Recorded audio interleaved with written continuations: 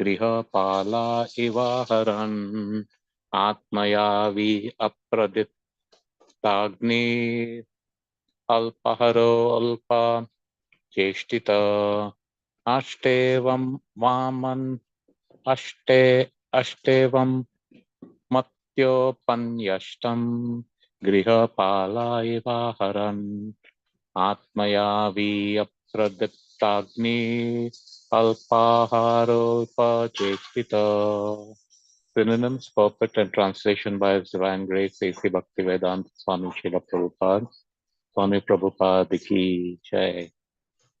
Ashte, he remains. Avatmatya, negligently. Upanyastam, what is played. Grihapala, a dog. Eva, like. Aharam, eating. Amayavi, diseased. Apradipta Agni, having dyspepsia. Alpa, little.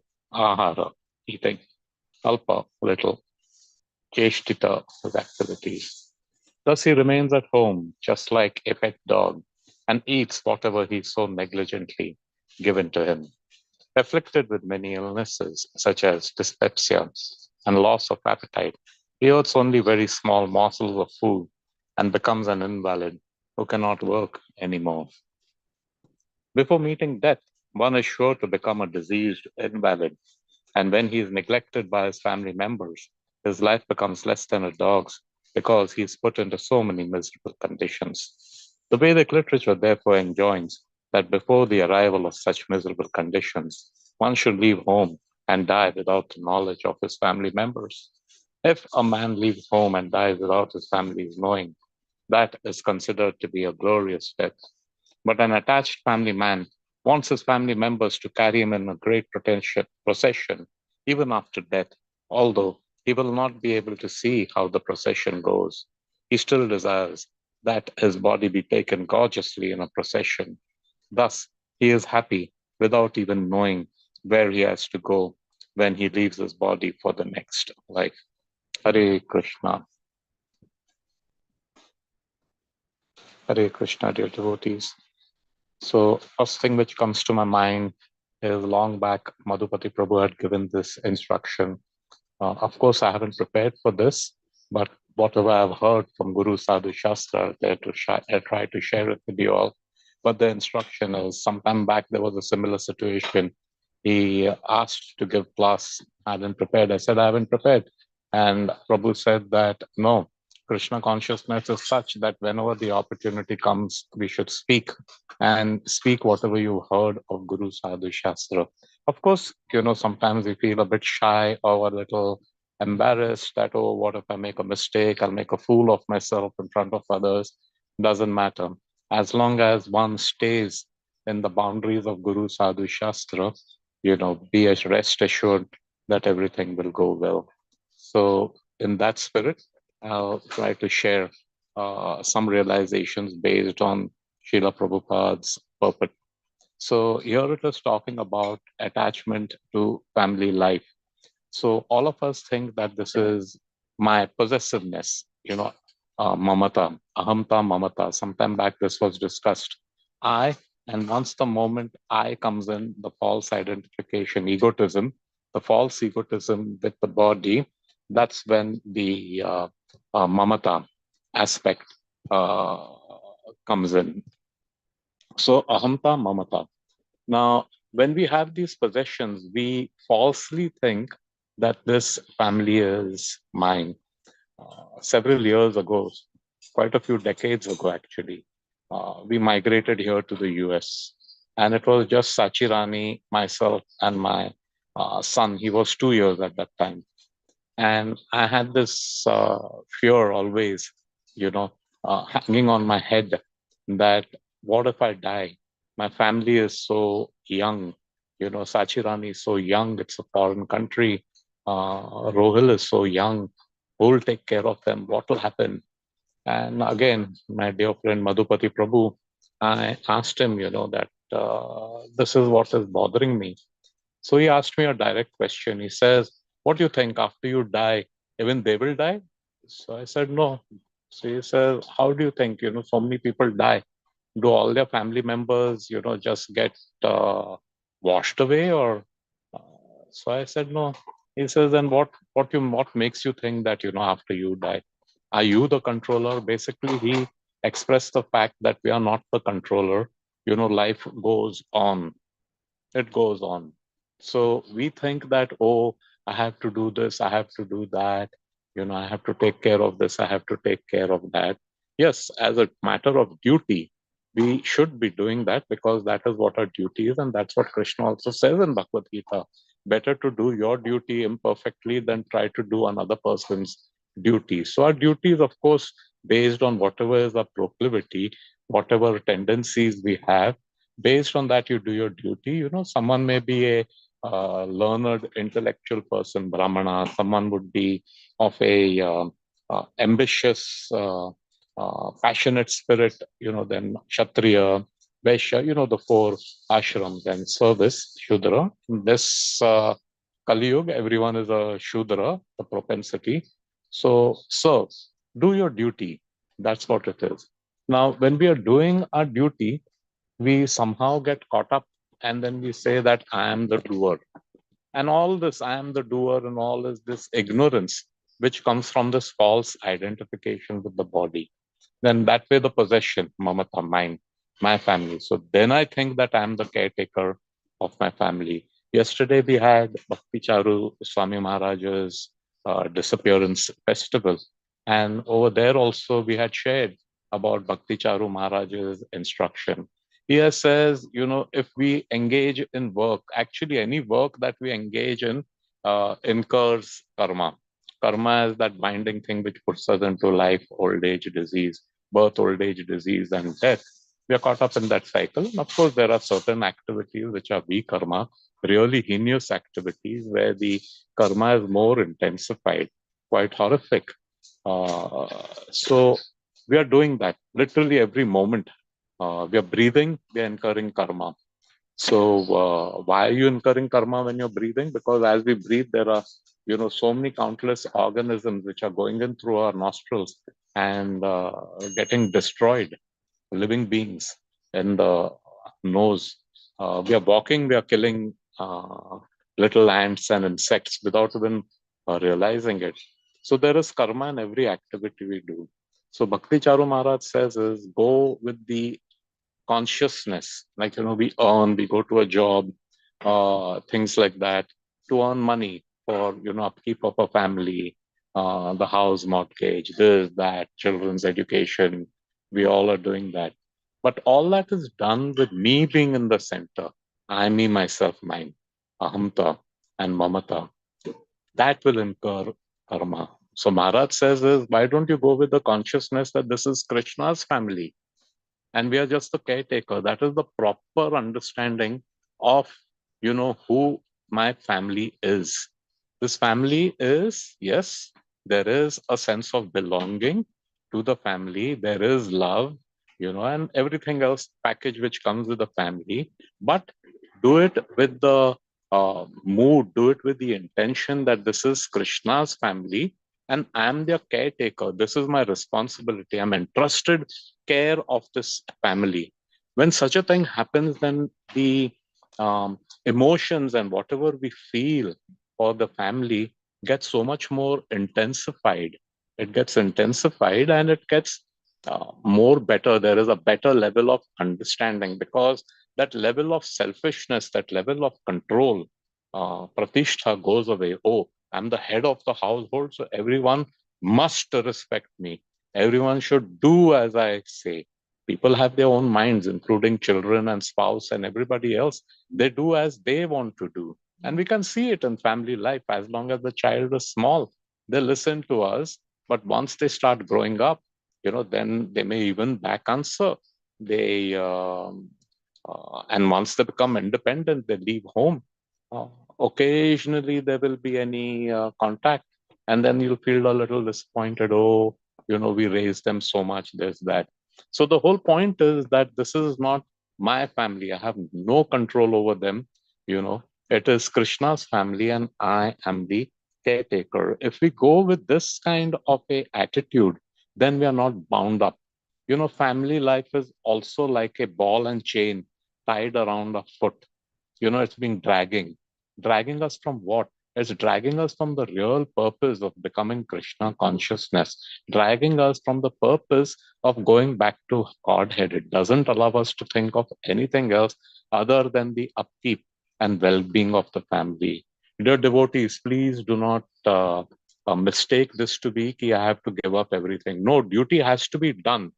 Whatever we are doing for the family has to carry on, but it has to go with the consciousness that this is Krishna's family.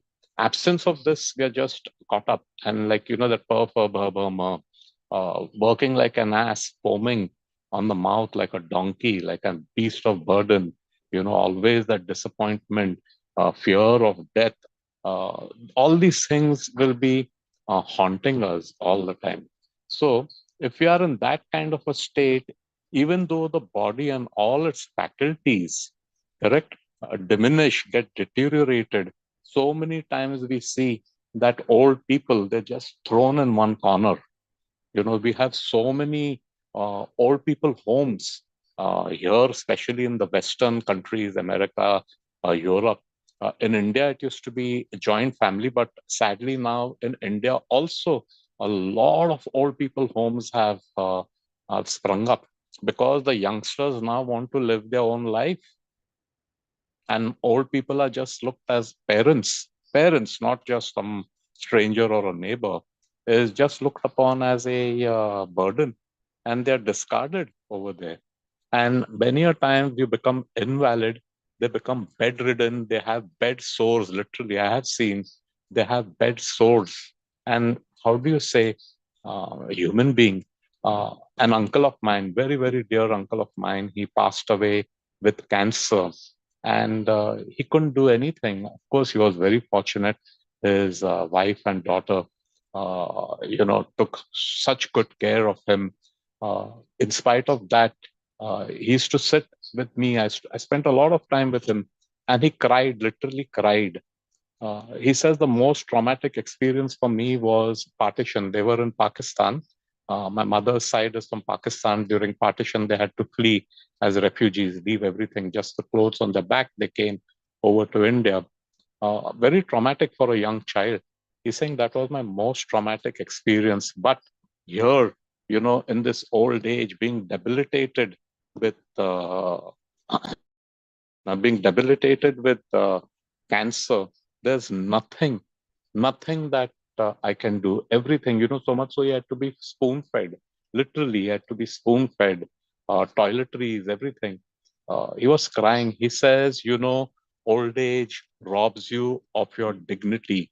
All of us have a sense of self-esteem, of who we are, whatever it may be, whether it's a beggar or a king. We have that. And he says it just old age just robs you. Similarly, even my mother. These are all personal examples and the realizations we get from that.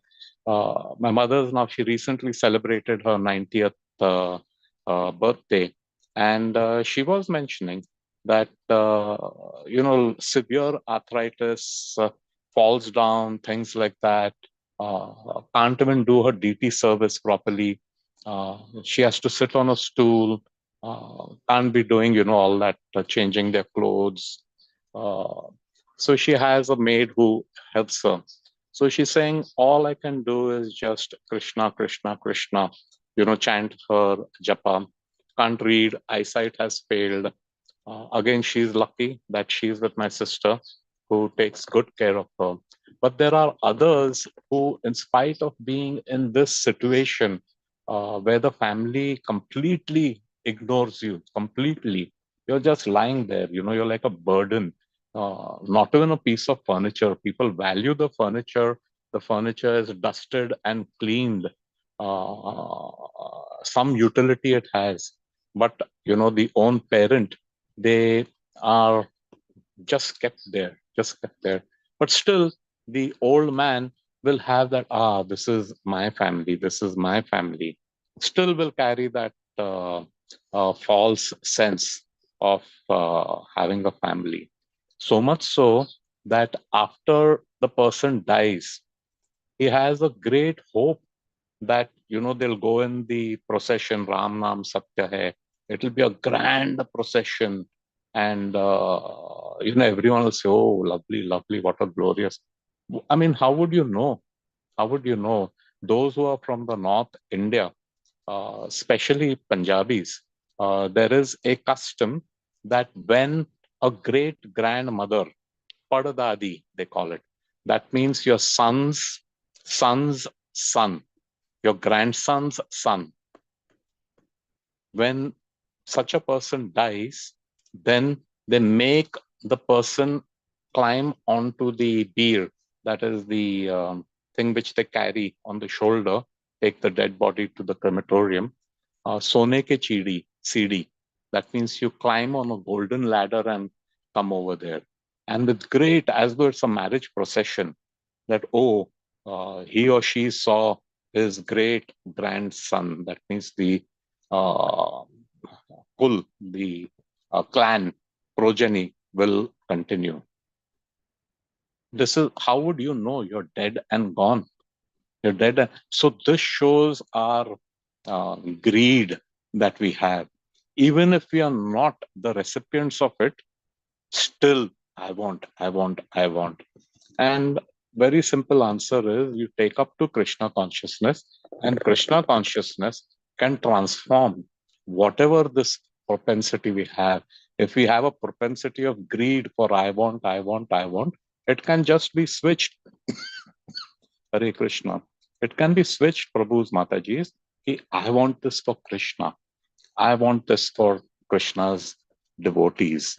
In such a state, correct, then there is absolutely no binding.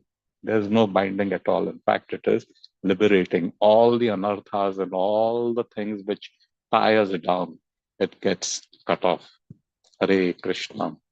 So, Prabhu's Mataji, we have 4 minutes. It's 6:56. If anyone has a question or a comment realization, please unmute and ask. We'll try to answer it. Hare Krishna.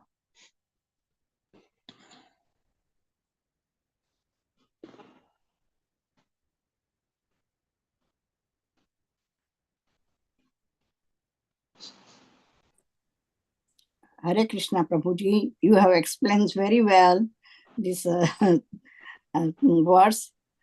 I understood very well that what happens with the old age, and we have to learn to give up.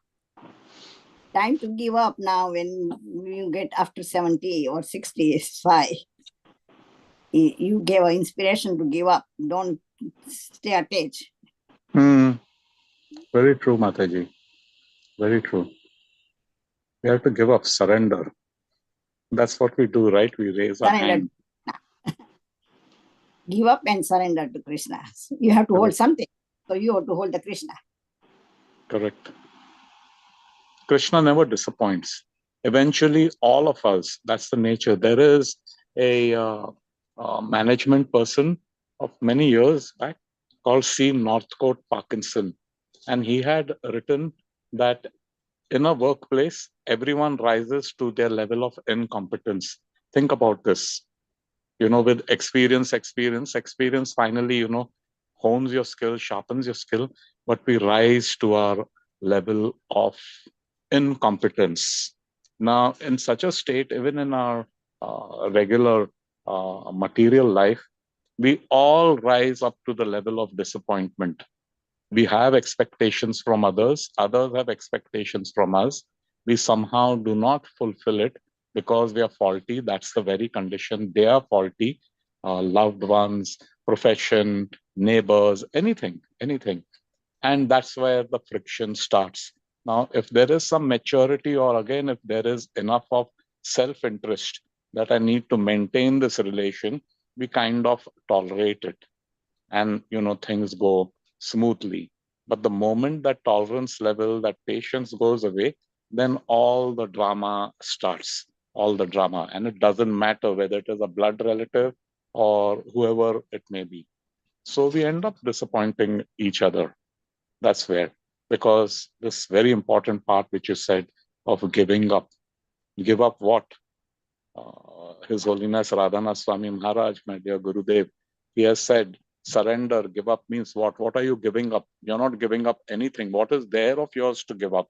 Nothing belongs to you, including this body of yours. There's nothing which is yours. So Guru Maharaj says, when we say surrender and give up, we surrender this false ego, this sense of I am, aham, ahamta. So when we give that up, that's when everything comes into place. That's where the self-realization happens. That's when we have a better clarity and we can see things as they are. Makes us better people. Hare Krishna. Hare Krishna. Our own body gives a disappointment. Other people, not other people, our own body gives a disappointment. That's with age. That's with age. It's a machine. Yantra. Why people get depression in old age. Yeah. Depression. People are, there's a saying, Mataji, alone in a crowd. It seems to be paradoxical. There's a crowd, you're surrounded by people, but still alone because no relationships are there. And because of this loneliness, there's so much of depression. How can anyone be alone when you have your thoughts? And as long as we have positive thoughts, these thoughts are all the thoughts, oh, he did this way to me. Oh, I could have done this way. There's either regret, there's frustration, there's anger, there's revenge. So many thoughts are going on in this mind. But if there are these self-realized person, what is he thinking about? All he's thinking about is Krishna. Every other thought we have finally dovetails into I, me, myself, mine. Faulty. So that is what Krishna consciousness is. Dhire, dhire, slowly, slowly, come to know who we are. We come to know Krishna. And then whatever that we're doing, it's in place. Just it switches from I, me, myself to Krishna. And Krishna's Hare Krishna. So it is already 7:01. Thank you, everyone. Apologies. I may not be able to do a good. Thank you today. We appreciate. Thank you, Mataji. Srila Prabhupada ki jai. Jai. Let us wish everyone a great Krishna consciousness day and week ahead. Let us chant 3 times Mahamantra. Hare Krishna, Hare Krishna, Krishna Krishna, Krishna, Hare Hare, Hare Ram, Hare Ram, Hare Rama, Rama Rama, Hare Hare Krishna, Hare Krishna, Hare Krishna, Krishna Krishna, Hare Hare, Hare Rama, Hare Rama, Rama Rama, Hare Hare Krishna, Hare Krishna, Krishna Krishna, Hare Hare, Hare Rama, Hare Rama, Rama Rama, Hare Hare. Thank you, Prabhuji. Jina Singho, Jai Singho, Praladesha, Jaya Padma Bhinga, Ugra Veera Mahavishnu, Durantam Sarvatokam, Narsingam Bhishanam Bhadram, Nityam Namiham. Let's offer our humble obeisances to all the Samal Vaishnavas, Vancha Kalpatarubhyascha Kripa Sindhu Bhayavacha, Patitanam Pavane Bhayo Vaishnavebhyo Namaha, Vaishnavinda ki jai. Grantaraj Srimad Bhagavatam ki jai, Srila Prabhupada ki jai. Gauravanande, Hari Hari Bol. Thank you, Amritanda. Thank you, everybody. Thank you. Hare Krishna. Hari Bol. Great class. Thank you, everyone. Thank you.